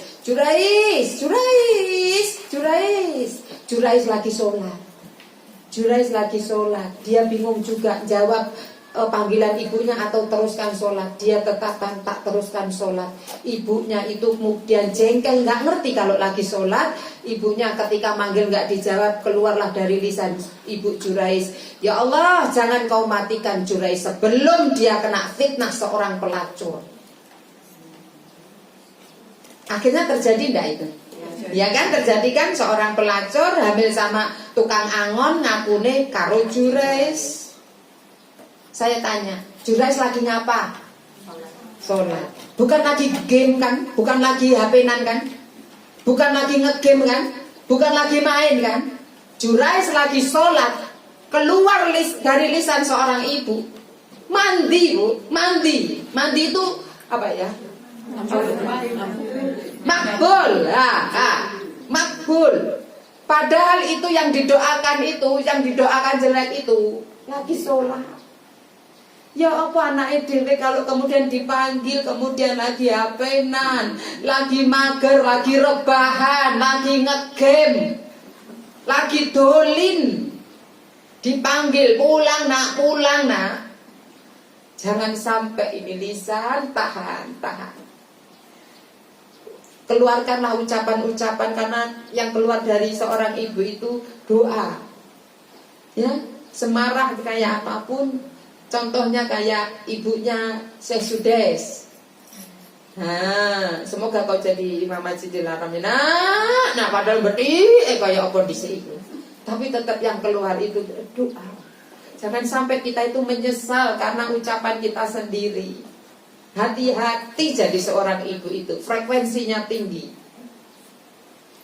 Ya, maka doakan terus anak-anak kita, doakan terus keluarga kita, ya, terus bersabar, branding kesan sebelum berpesan, hadirkan kumpulan sifat-sifat kebaikan. Kita harus kemudian mengupgrade diri kita terus jadi baik, dan kita harus punya tangguh, berjuang, punya daya juang, tangguh, kuat.